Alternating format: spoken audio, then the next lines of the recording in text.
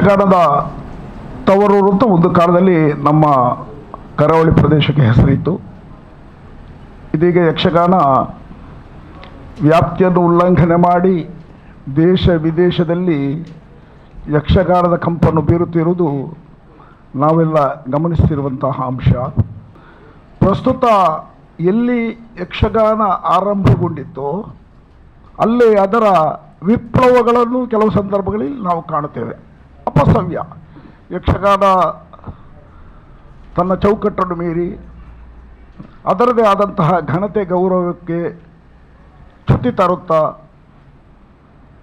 ಅದರ ಒಂದು ರೀತಿಯ ಅವಹೇಳನವು ಈ ಜಿಲ್ಲೆಯಲ್ಲಿ ಆಗುವುದಕ್ಕೆ ಆರಂಭ ಆಗಿತ್ತು.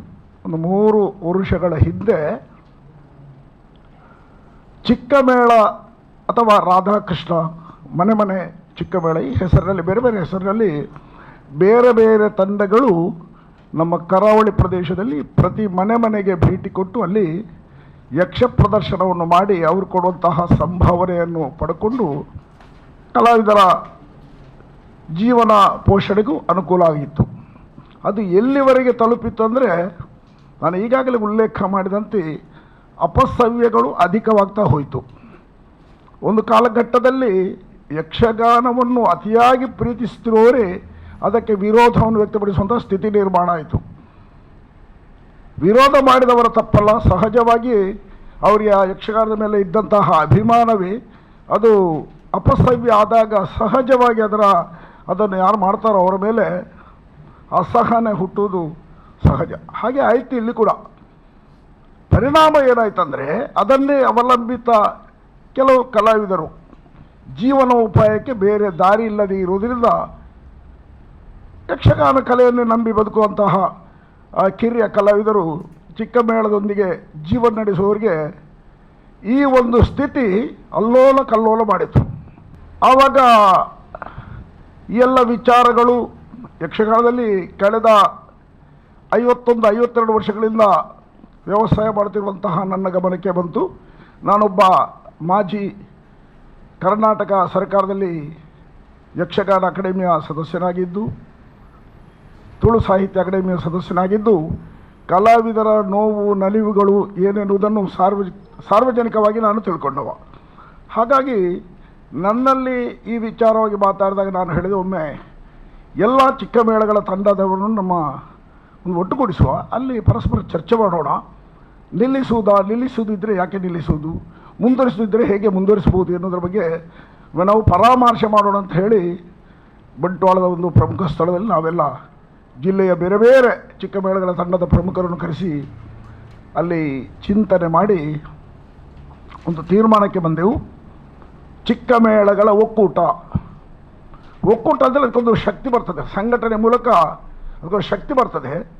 ಆ ಸಂಘಟನೆಯಲ್ಲಿ ತೊಡಗಿಸಿಕೊಂಡವ ಅದರ ಧ್ಯೇಯ ಧೋರಣೆ, ಶಿಸ್ತು, ನಿಯಮಾವಳಿ ಹೇಗಿರಬೇಕು ಅದನ್ನೇ ಪಾಲನೆ ಮಾಡಬೇಕಾಗ್ತದೆ.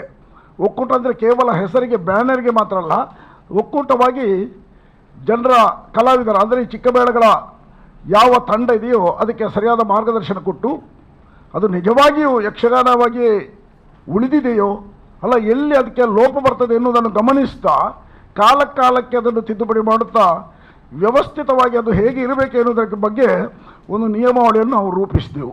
ಈಗಾಗಲೇ ನಿಮ್ಮ ಕೈಗೆ ಬಂದಿರಬಹುದು ನಿಯಮಾವಳಿ. ಮೊದಲೆಲ್ಲ ಹಾಗೆ ಇರಲಿಲ್ಲ, ಇಷ್ಟಾನುಸಾರ. ಎಲ್ಲಿವರೆಗೆ ಅಂದರೆ ಕೆಲವು ಮನೆಗಳಿಗೆ ಪ್ರವೇಶ ಮಾಡಿದಾಗ ನಾನು ಹೇಳಬಾರ್ದು, ಅಂದರೆ ತುಂಬ ಖೇದದಿಂದ ಹೇಳ್ತಾ ಇದ್ದೇನೆ, ಅಮಲು ಸೇವನೆ ಮಾಡಿಕೊಂಡು ಅಮಲು ಪದಾರ್ಥವನ್ನು ತಿಂದುಕೊಂಡು ಆ ಮನೆಯವರಿಗೆ ಮುಜುಗರ ಆಗುವ ರೀತಿಯಲ್ಲಿ ಈ ಚಿಕ್ಕ ಮೇಳದ ಕೆಲವು ತಂಡಗಳು ಕೆಲವು ಮನೆಗೆ ಪ್ರವೇಶ ಮಾಡ್ತಿತ್ತು. ಆ ದೂರುಗಳು ನಮಗೆ ಬರ್ತಾ ಇತ್ತು. ನೋಡಿ, ಇದು ಎಂಥದ್ದು, ಹೀಗೆಲ್ಲ ಮಾಡ್ತಾರೆ ಯಕ್ಷಗಾನ, ಇದಕ್ಕೊಂದು ರೂಪ ಕೊಡುವ ಎನ್ನುವ ಉದ್ದೇಶದಿಂದ ತೆಂಕುದಿಟ್ಟು ಚಿಕ್ಕ ಮೇಳಗಳ ಒಕ್ಕೂಟ ಎನ್ನುವಂತಹ ಸಂಘಟನೆಯನ್ನು ಅಸ್ತಿತ್ವಕ್ಕೆ ತಂದೆವು. ಈ ವರ್ಷ ಅದನ್ನು ನೋಂದಾವಣೆ ಕೂಡ ಮಾಡಿದ್ದೇವೆ. ಯಾಕಂದರೆ ಅದಕ್ಕೊಂದು ಕಾನೂನಿನ ಬಲ ಇರಬೇಕು. ಜಿಲ್ಲಾಡಳಿತದ ಸಹಕಾರವನ್ನು ಕೇಳಿದ್ದೇವೆ. ಈ ವರ್ಷ ಮತ್ತೆ ಕೇಳ್ತಾ ಇದ್ದೇವೆ.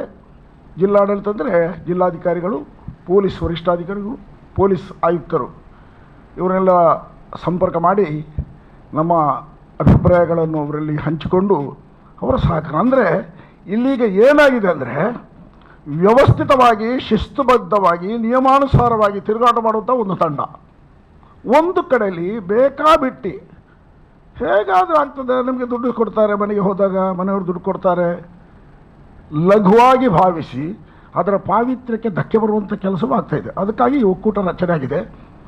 ಮಾಧ್ಯಮ ಮಿತ್ರರಲ್ಲಿ ನಿಮ್ಮಲ್ಲಿ ವಿನಂತಿ ಮಾಡೋದು, ಸಮಗ್ರವಾದಂಥ ವಿಚಾರಗಳು ಇದರಲ್ಲಿ ಉಲ್ಲೇಖ ಮಾಡಿದ್ದೇವೆ. ನಾವು ಸಂಘಟಕರು ಏನು ಮಾಡಬೇಕು ಅಂತ ಇದೆ, ಮತ್ತು ಮನೆಗೆ ಪ್ರವೇಶ ಮಾಡಿದಾಗ ಮನೆಯವರು ಏನನ್ನು ಗಮನಿಸಬೇಕು ಎನ್ನುವುದನ್ನು ಸೂಚ್ಯವಾಗಿ ಇದರಲ್ಲಿ ಹೇಳಿದ್ದೇವೆ.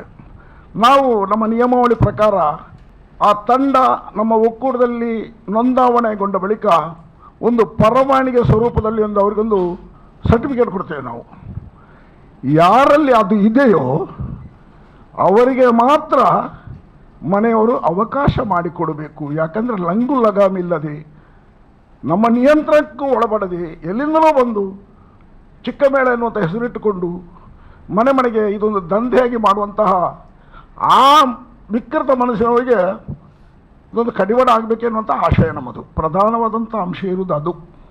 ಇದು ಒಟ್ಟು ಇಚ್ಛಾನುಸಾರ ಆಗಬಾರ್ದು. ಒಕ್ಕೂಟದಲ್ಲಿ ನೋಂದಾವಣೆಗೊಂಡು ನಮ್ಮ ನಿಯಮಾವಳಿ ಏನು ನಿಯಮಾವಳಿ ಕಠಿಣವಾಗಿ ಏನೋ ಮರಣದಂಡನೆ ಅಂತ ಏನು ನಿಯಮಾವಳಿ ಮಾಡಲಿಲ್ಲ. ಶಿಸ್ತು, ಒಟ್ಟಿನಲ್ಲಿ ಶಿಸ್ತು. ಯಕ್ಷಗಾನದೊಂದು ಪೂಜನೀಯ ಕಲೆ, ಧಾರ್ಮಿಕ ಕಲೆ, ಅದರದ್ದಾದಂಥ ಮಹತ್ವ ಇದೆ. ಒಂದು ಮನೆಗೆ ಹೋಗುವಾಗ ಮನೆಯವರು ಭಕ್ತಿಭಾವದಿಂದ ಕಾಯ್ತಾರೆ. ಇಲ್ಲಿವರೆಗೆ ಅಂದರೆ ಒಂದು 9 ಗಂಟೆ ರಾತ್ರಿ ಆಗುವಾಗ ನಾವು ಇವತ್ತು ಬರ್ತೇವೆ ಅಂತ ಹೇಳಿರ್ತಾರೆ. ಒಂದು 10-15 ಮನೆಯವರೆಗೆ ಹೇಳಿರ್ತಾರೆ, ನಾವು ಇವತ್ತು ನಿಮ್ಮ ಮನೆಗೆ ಭೇಟಿ ಕೊಡ್ತೇವೆ, ಸಮಯ ಇಷ್ಟರಿಂದ ಇಷ್ಟವರೆಗೆ. ಒಂದು 9-9:30 ಗಂಟೆ ಆಗುವಾಗ ಆ ಮನೆಯವರು ಕೇಳ್ತಾರೆ, ಫೋನ್ ಮಾಡ್ತಾರೆ, ಏನು ನಿಮ್ಮ ತಂಡ ಬರಲಿಲ್ಲ, ಇಲ್ಲಿ ಕಾಯ್ತಾ ಇದ್ದೇವೆ, ನಮ್ಮದು ಊಟವೂ ಆಗಲಿಲ್ಲ, ಸ್ನಾನ ಮಾಡಿ ದೇವರು ಬರುವಾಗ ನಾವು ಕಾಯ್ತಾ ಇದ್ದೇವೆ ಸ್ವಾಗತ ಮಾಡೋದಕ್ಕಾಗಿ. ಎಷ್ಟು ಭಕ್ತಿ ಭಾವನೆ ಇದೆ, ಅವನಿಗೆ ಮನಸ್ಸಿಗೆ ಧಕ್ಕೆ ಆಗಬಾರದು. ಆ ಕಾರಣದಿಂದಾಗಿ ಶ್ರದ್ಧೆ ಮತ್ತು ಶಿಸ್ತು ಇದು ಮುಖ್ಯವಾಗಿ ಮನೆ ಭೇಟಿ ಕೊಡುವಂಥ ತಂಡಗಳಿಗೆ ಬೇಕೇ ಬೇಕು. ಎರಡನೇದು, ಅವ್ರು ಕೊಡುವಂತಹ ಕಾಣಿಕೆದು ಕಿಂಚಿತ್ ಇರ್ಬೋದು, ಮಹತ್ವ ಇರ್ಬೋದು. ಎಷ್ಟೇ ಕೊಡಲಿ ಅವರಿಗೆ ಹೇರಲಿಕ್ಕಿಲ್ಲ, ನೀವು ಇಷ್ಟು ಕೊಡಬೇಕು. ಕೆಲವರು ಆಮಂತ್ರಣ ಪತ್ರದಲ್ಲಿ ಅದನ್ನು ಹಾಕಿದವರಿದ್ದಾರೆ, ಇಷ್ಟಕ್ಕಿಂತ ಮೇಲೆ ಕೊಡಬೇಕು, ನೀವು ಸೀರೆ ಕೊಡಬೇಕು. ಈ ಬೇಡಿಕೆ ಇಡಬಾರ್ದು. ನಮ್ಮ ನಿಯಮಾವಳಿಯಲ್ಲಿದೆ, ಅದು ಯಾವುದನ್ನು ಮಾಡಬಾರ್ದು. ಅವರು ಕೊಟ್ಟದ್ದನ್ನು ಸ್ವೀಕಾರ ಮಾಡಬೇಕು. ಇಲ್ಲ ಅವ್ರು ಇದರಲ್ಲಿ ಇದು ಲಾಭ ಮಾಡಬೇಕೆನ್ನುವಂಥ ವ್ಯಾಪಾರ ದೃಷ್ಟಿಯಲ್ಲಿ ನೋಡೋರು ದಯವಿಟ್ಟು ಯಕ್ಷಗಾನ ಚಿಕ್ಕ ಮೇಳವನ್ನು ಯಾರು ನಡೆಸಬಾರ್ದು ಎನ್ನುವುದಂಥ ತಾಕೀತು ಕೂಡ ಮಾಡಿದ್ದೇವೆ. ನಾವು ಬೇರೆ ಕೆಲಸ ನೋಡಿ, ಯಕ್ಷಗಾನದ ಪಾವಿತ್ರ್ಯಕ್ಕೆ ಧಕ್ಕೆ ಬರುವಂಥ ಕೆಲಸ ನಿಮ್ಮಿಂದ ಆಗಬಾರದು ಎನ್ನುವಂಥ ಆಶಯವೂ ಇದೆ. ಇನ್ನೊಂದು ವಿಚಾರದಲ್ಲಿ ಏನಿದೆ ಅಂದರೆ, ಮನೆಗೆ ಚಿಕ್ಕ ಮೇಳ ಹೋದಾಗ ಈಗ ಯಕ್ಷಗಾನ ನೇರವಾಗಿ ನಾವೆಲ್ಲ ವೃತ್ತಿಪರರಾಗಿ ಯಕ್ಷಗಾನ ಮೇಳದಲ್ಲಿ ತಿರುಗಾಟ ಮಾಡುವವರು, ಪ್ರೇಕ್ಷಕರ ಸಂಖ್ಯೆ ಕಡಿಮೆ ಆಗ್ತಾ ಇದೆ. ಕಾರಣ ಹಲವು ಇರ್ಬೋದು. ಮಕ್ಕಳನ್ನು ಕರ್ಕೊಂಡು ಬರೋದಿಲ್ಲ ಕೆಲವು ಕಡೆಯಲ್ಲಿ. ಆ ಮಕ್ಕಳಿಗೆ ಈ ಮನೆಗೆ ಚಿಕ್ಕ ಮೇಳ ಹೋದಾಗ ಅದರ ಬಗ್ಗೆ ಕುತೂಹಲ ಹುಟ್ಟುತ್ತದೆ. ಆ ಮೂಲಕ ಹೊಸ ಒಂದು ಸಮಾಜ ನಿರ್ಮಾಣ ಆಗುವುದಕ್ಕೂ ಸಾಧ್ಯತೆ ಇದೆ. ತನ್ನ ಮನೆಗೆ ಒಂದು ಯಕ್ಷಗಾನ ತಂಡ ಬಂದಾಗ ಯಕ್ಷಗಾನದ ವೇಷಭೂಷಣ, ಕುಣಿತ, ಚೆಂಡೆ ಮದ್ದಳೆಯ ನಿನಾದವನ್ನು ಕೇಳುತ್ತಾ ಮಕ್ಕಳಿಗೆ ಕೂಡ ಅದರಿಂದ ಒಂದು ರೀತಿಯ ಪ್ರೇರಣೆ ಸಿಗ್ತದೆ. ಕಲೆ ಮೇಲೆ ಅವರಿಗೆ ಆಸಕ್ತಿ ಹುಟ್ಟುತ್ತದೆ. ಆ ಮೂಲಕ ಒಂದು ಕಲಾ ಪ್ರಪಂಚವನ್ನು ಅವರಿಗೆ ತೆರೆದಿರುವಂತಹ ಕೆಲಸವು ಇದರ ಜೊತೆಯಲ್ಲಿ ಆಗ್ತದೆ. ಈ ಎಲ್ಲ ಕಾರಣವನ್ನು ಇಟ್ಟುಕೊಂಡು ಚಿಕ್ಕ ಮೇಳವನ್ನು ನೋಂದಾವಣೆ ಮಾಡಿದ್ದೇವೆ. ಶಿಸ್ತನ್ನು ಮೀರಬಾರ್ದು. ಆ ಕ್ಷೇತ್ರ ಯಾವಾಗ ನಮ್ಮದು ಬೋರ್ಡ 100ಕ್ಕೆ 100 ಎಲ್ಲವೂ ಒಂದೇ ಬಾರಿ ಸರಿ ಮಾಡಲಿಕ್ಕೆ ಆಗೋದಿಲ್ಲ.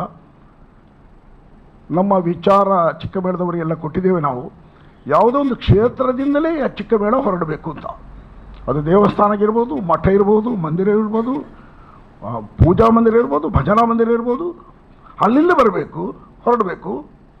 ಅಲ್ಲಿನ ಆಡಳಿತ ಸಮಿತಿಯವರು ಒಪ್ಪಿಕೊಡಬೇಕು. ಒಪ್ಪಿಗೆ ಪತ್ರ ಇದ್ದವರಿಗೆ ಮಾತ್ರ ನಾವು ಈ ಒಕ್ಕೂಟದಿಂದ ಪರವಾನಗಿಯನ್ನು ನೀಡುವುದು ಅಂತ ಅಭಿಪ್ರಾಯ ಮಾಡಿದೆವು. 100ಕ್ಕೆ 100 ಅನುಷ್ಠಾನ ಆಗಲಿಲ್ಲ, ಆಗ್ತಾ ಇದೆ.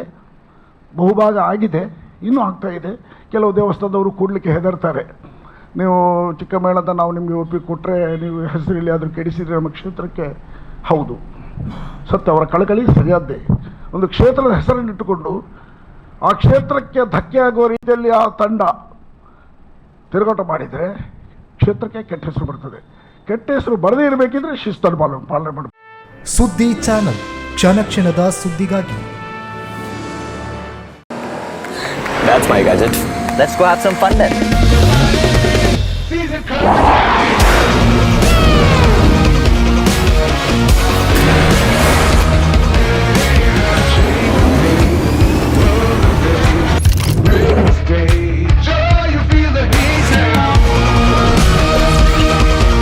Introducing the hot and techy Brezza SCNG.